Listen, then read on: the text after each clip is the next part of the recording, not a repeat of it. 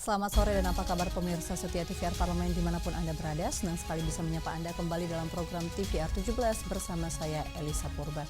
Tepat pukul 17 waktu Indonesia Barat kami hadirkan kepada Anda sejumlah informasi paling baru dan menarik seputar kinerja dan kegiatan DPR RI yang telah disajikan oleh tim redaksi TVR Parlemen. Dan pemirsa, inilah TVR 17 selengkapnya.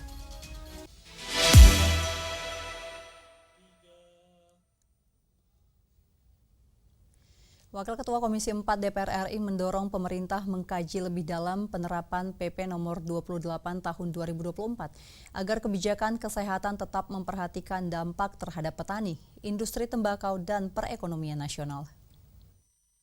Peraturan Pemerintah Nomor 28 Tahun 2024 tentang pelaksanaan Undang-Undang Kesehatan dikhawatirkan akan mempengaruhi keberlangsungan petani, industri tembakau, dan perekonomian nasional.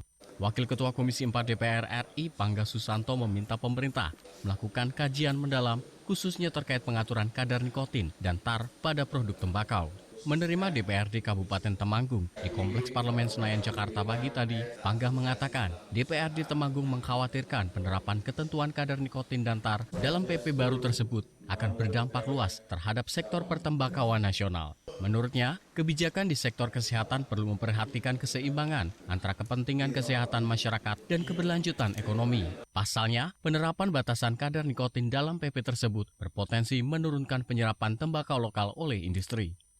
Ini kalau tidak bisa cari jalan tengah, ini akan bisa merugikan kita secara keseluruhan. Karena ini akan berdampak kepada bagaimana tembakau Indonesia yang umumnya ini berkualitas terbaik di dunia ya, dengan kadar nikotin yang tinggi akan bisa turun dalam penyerapan oleh industri. Apa yang akan terjadi adalah menurunnya penyerapan produk tembakau petani, ya kan, petani di lokal, dan meningkatnya impor.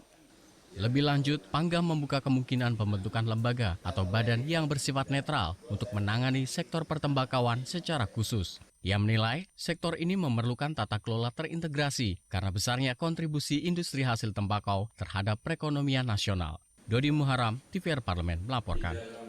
Komisi 9 DPR RI mendorong pemerintah daerah Tulung Agung mempercepat peningkatan cakupan Universal Health Coverage agar lebih banyak masyarakat memperoleh akses jaminan kesehatan. Capaian jaminan kesehatan atau UHC di Kabupaten Tulungagung dicatat masih rendah. Anggota Komisi 9 DPR RI Pulung Agustanto mendorong pemerintah daerah mempercepat peningkatan cakupan UHC agar semakin banyak masyarakat Tulung Agung memperoleh jaminan kesehatan. Menerima aspirasi Komisi C DPRD Kabupaten Tulung Agung di Kompleks DPR RI Senayan Jakarta pagi tadi, Pulung meminta Pemda Kabupaten Tulung Agung memperkuat kebijakan daerah dan menargetkan peningkatan cakupan UHC hingga 98%. Pasalnya, penyelenggaraan jaminan kesehatan merupakan amanat yang harus dipenuhi negara bersama pemerintah daerah. Dicatat saat ini cakupan UHC di wilayah tersebut masih tertinggal dibandingkan sejumlah daerah di sekitarnya, yaitu berada di kisaran 84%. BPJS ngitung dan banyak sekali yang sangat warga yang rentan terhadap masalah bantuan iuran dengan BPJS Kesehatan ini. Jadi kedepannya tentu saja keterlibatan dalam hal ini kalau tadi bicara masalah UHC, ya itu otomatis pasti.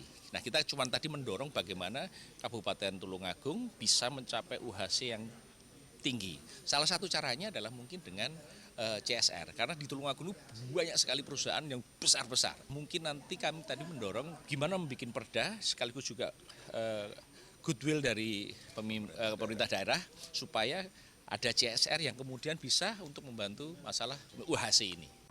Lebih lanjut, Pulung mendorong sinergi antara pemerintah daerah, BPJS Kesehatan, dan pelaku usaha untuk mempercepat perluasan perlindungan kesehatan di Kabupaten Tulungagung.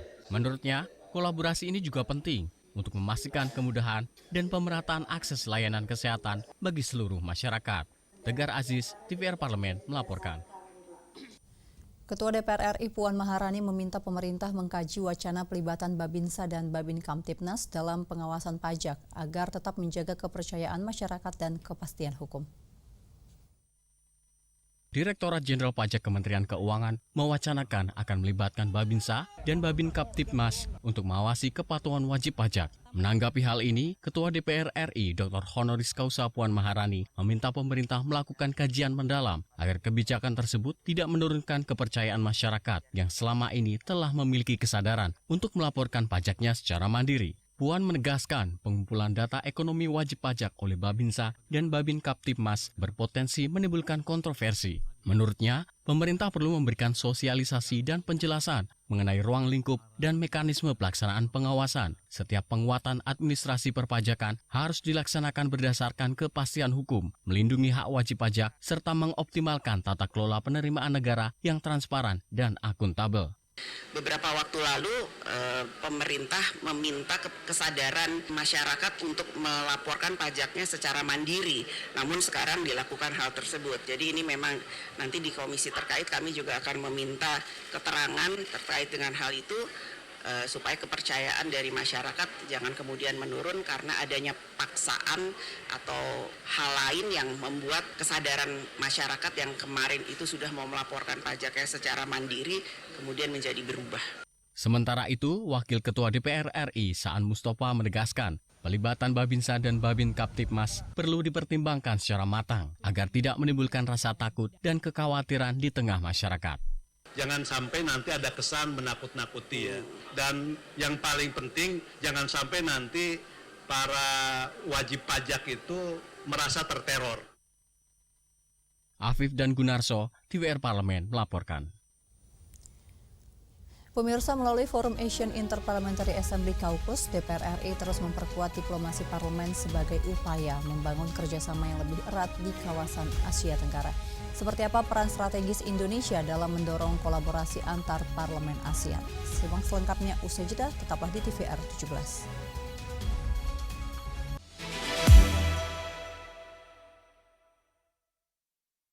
Pemerintah dan DPR kemarin sudah membentuk Satgas Mitigasi PHK, artinya sudah sadar bahwa dari dunia tenaga kerja kita itu sedang terjadi krisis ya Pak? Tugas Satgas PHK ini kalau dibuat klaster gitu ya, ada 3. Yang pertama adalah mencari akar-akar masalah terhadap potensi terjadinya PHK. Karena Bapak juga pernah bilang kalau jangan sampai ada PHK massal sebelum Idul Fitri ya Pak, Ya, karena memang betul. itu ada perusahaan yang justru melakukan itu untuk menghindari dari THR sendiri. Nanti di revisi Undang-Undang Tenaga Kerja akan kita tegaskan lagi ya, kewajiban para pekerja untuk memberikan THR dan juga larangan kepada para pengusaha agar mereka tidak melakukan PHK menjelang bulan puasa. Untuk seorang yang terkena PHK sudah tidak bergaji, dia harus pulang pergi dari rumah, sidang dan berkali itu tentu menguras tenaga dan pikiran. Nah, fungsi serikat pekerja itu yang seperti ini. Jadi mendampingi para pekerja yang dia secara individu punya keterbatasan. Kalau serikat pekerja kan mereka punya resources cukup ya untuk mendampingi bersidang dan segala macam. Ada H-14 notis di Undang-Undang Cipta Kerja terkait PHK massal ataupun PHK. Kalau pekerja yang tidak speak up, ya pasti proses PHK akan berjalan seperti yang ada. Data sebenarnya dari perusahaan itu udah punya JKP semua atau belum sih? Masih ada 61% perusahaan di Indonesia ini yang belum mendaftarkan para pekerjanya di BPJS Tenaga Kerja. Untuk JKP sendiri ada kena pajak nggak sih Pak? Sempat ramai beberapa tahun, tapi saya sudah mengkonfirmasi bahwa untuk teman-teman pekerja ya, Iya. JKP bebas pajak.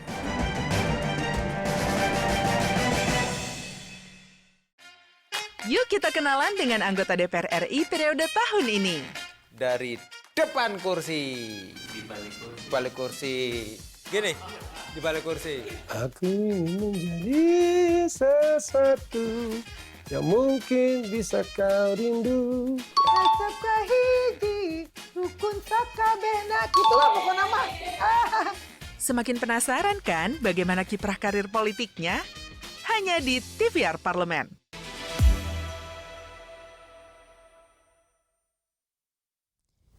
Anda kembali menyaksikan TVR 17, pemirsa. DPR RI menegaskan komitmennya dalam memperkuat diplomasi parlemen melalui penyelenggaraan AIPA Caucus sebagai wadah membahas berbagai isu strategis kawasan.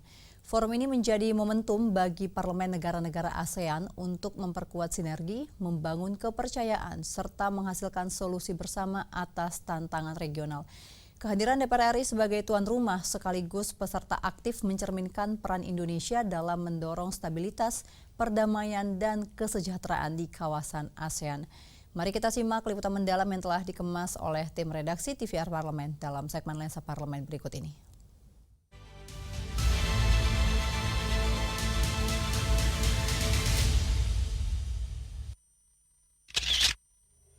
Indonesia menjadi tuan rumah ASEAN Interparliamentary Assembly atau AIPA Kaukus ke-17 yang digelar secara hybrid pada 22 Juli 2026.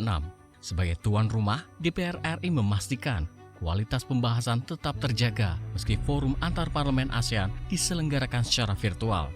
Dilaksanakan secara daring, forum AIPA memungkinkan partisipasi yang lebih luas, efisien, dan inklusif dari seluruh parlemen anggota AIPA. Utamanya dalam membahas berbagai isu strategis kawasan, mencakup tata kelola perdamaian dan perubahan iklim. Ketua Badan Kerjasama Antar Parlemen atau BKSAP DPR RI, Syahrul Aidi Ma'azab, menjelaskan forum AIPA akan memperkuat peran parlemen ASEAN dalam merespon dinamika geopolitik global yang kian kompleks.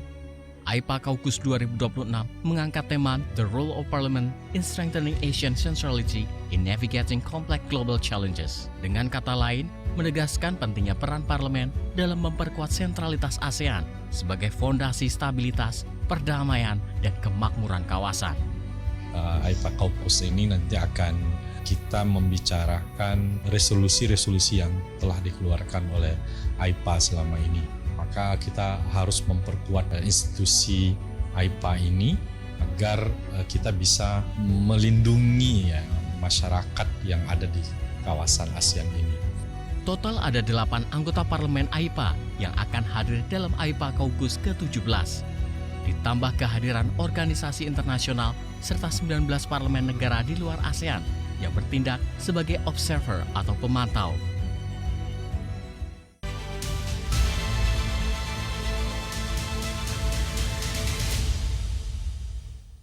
Pemirsa, pemanfaatan kawasan hutan untuk kegiatan pertambangan dinilai belum memberikan manfaat yang optimal bagi negara. Deforestasi dengan skema pinjam pakai maupun sewa pakai masih menyisakan ketimpangan antara nilai sumber daya yang dieksploitasi dengan penerimaan negara. Dan informasi selengkapnya kami hadirkan usai jeda, tetaplah di TVR 17.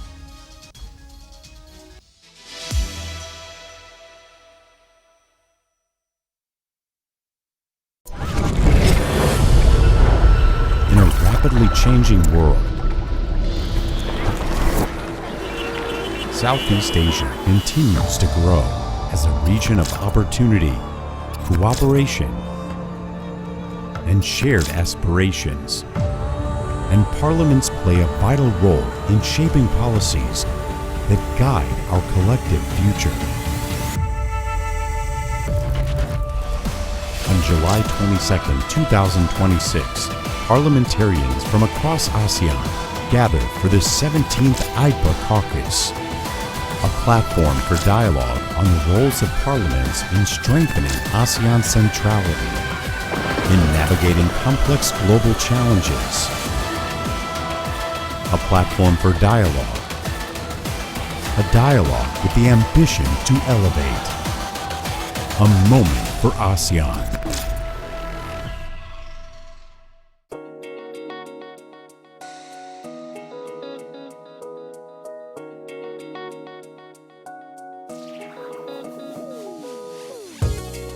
Kehadiran mereka tidak hanya mewakili suara perempuan, tetapi juga membawa perspektif yang beragam serta pengalaman hidup yang unik ke dalam proses pembuatan kebijakan.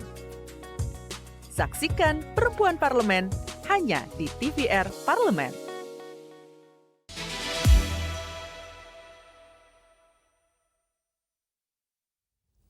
Anda kembali di TVR 17, pemirsa. Revisi Undang-Undang Kehutanan menjadi penting untuk memperkuat tata kelola kawasan hutan, meningkatkan penerimaan negara, serta mengembalikan fungsi hutan sebagai penyangga ekosistem yang dikelola secara berkelanjutan. Dan informasi selengkapnya berikut laporan dari rekan kami Rahel Silalahi dari Gedung DPR RI Senayan, Jakarta. Silakan Rahel.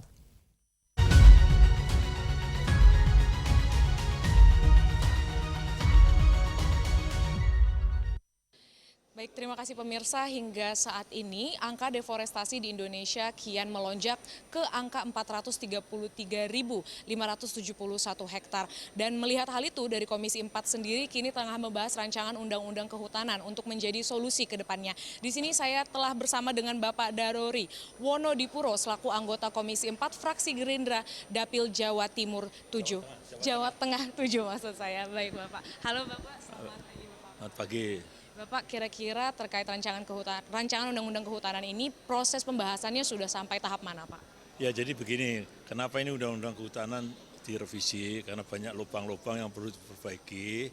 Kenyataannya bahwa sampai hari ini, karena saya pernah bertugas di kehutanan juga cukup lama, ya dari bawah sampai eselon 1, bahwa hutan kita ini rusak dan rakyatnya miskin. Sedangkan cita-cita para senior kita gimana baiknya hutan lestari, rakyat sejahtera. Nah kenyataannya maka tadi dikatakan deforestasi sudah hampir sekitar 500.000 hektar, sedangkan tanah yang gundul itu yang rusak kawasan hutan itu 12 juta.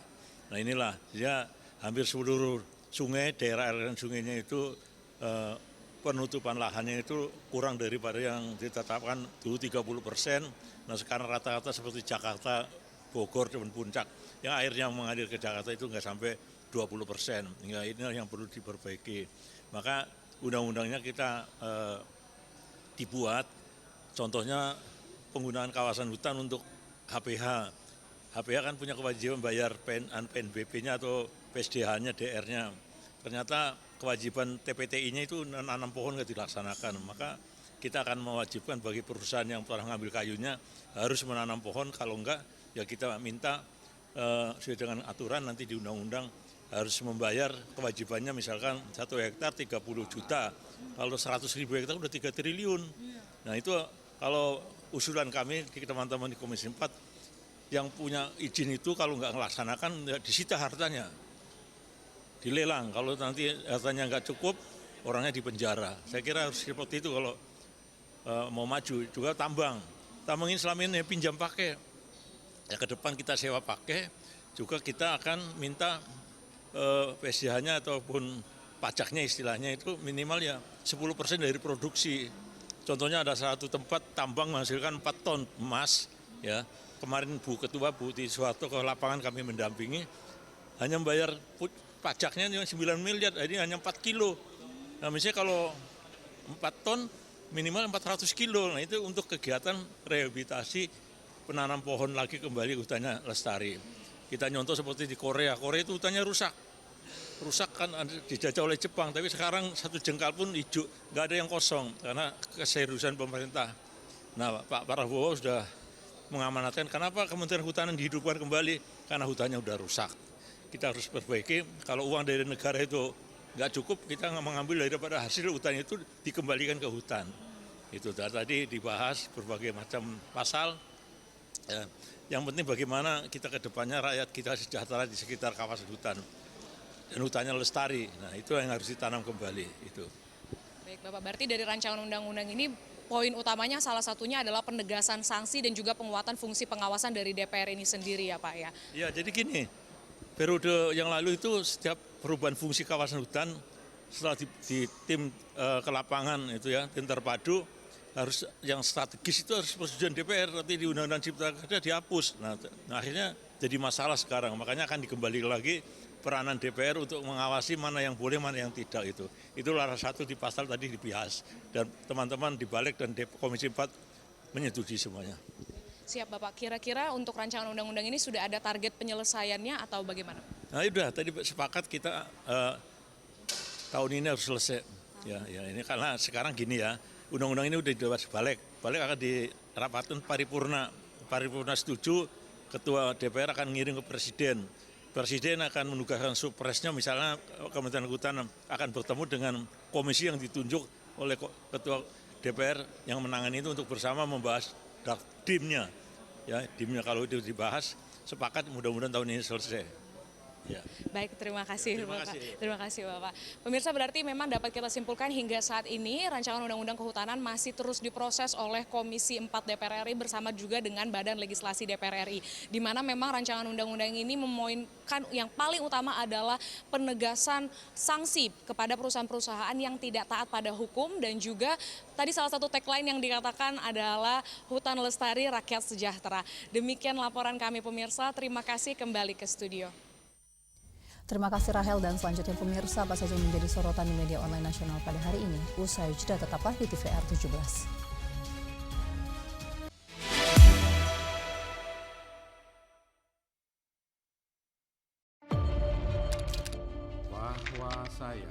Bahwa saya demi Allah saya bersumpah dan seadil-adilnya Periode keanggotaan DPR RI hingga saat ini, yaitu terdapat 126 undang-undang yang telah selesai dibahas DPR RI. Terima kasih rekan Elisa dan juga Dadina. Pemirsa,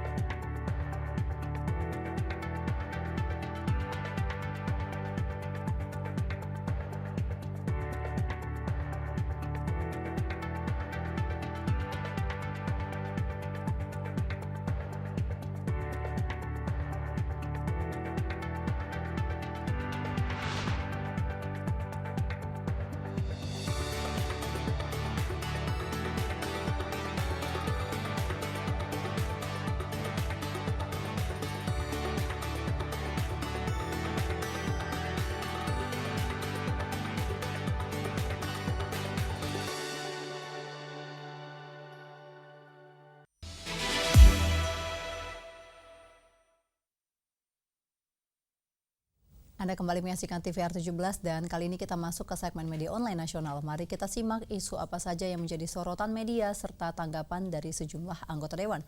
Bersama rekan kami Alfat Rizky, silakan.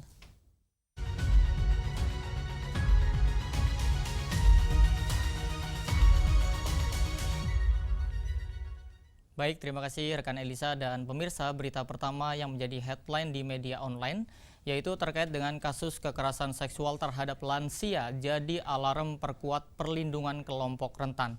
Dapat Anda saksikan di sini di layar kaca, banyak sekali yang memberitakan terkait dengan anggota Komisi 10 DPR RI, Lestari Murdiat, menegaskan bahwa kasus kekerasan seksual terhadap seorang lanjut usia harus menjadi alarm bagi semua pihak untuk memperkuat perlindungan terhadap kelompok rentan.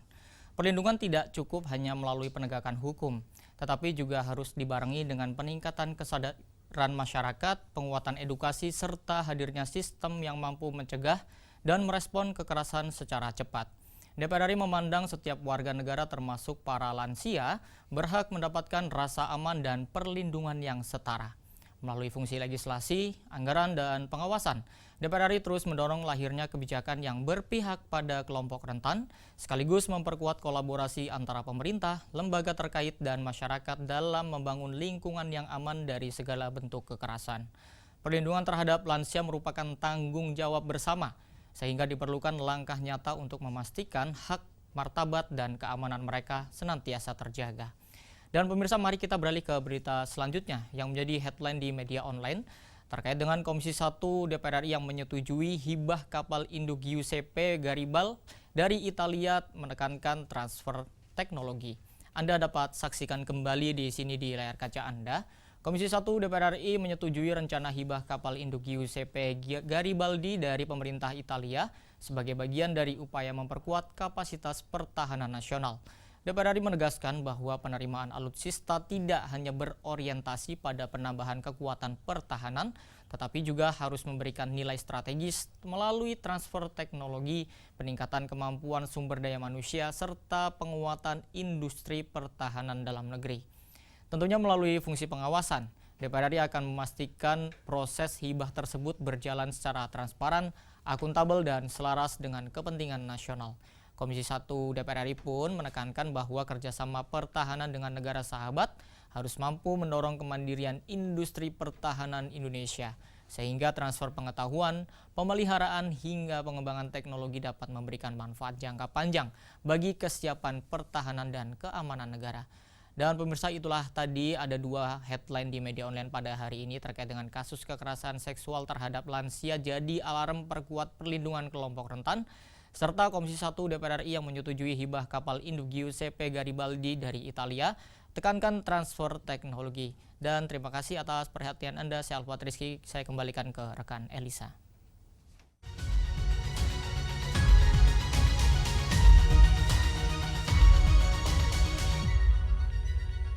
Terima kasih Alfat yang telah menyampaikan sejumlah update sorotan dari media online nasional pada hari ini. Dan pemirsa, segmen media online tadi sekaligus menutup program TVR 17 edisi sore hari ini. Saya Elisa Purba beserta seluruh kru TVR Parlemen yang bertugas mengucapkan terima kasih dan pamit undur diri dari hadapan Anda. TVR Parlemen, referensi Indonesia.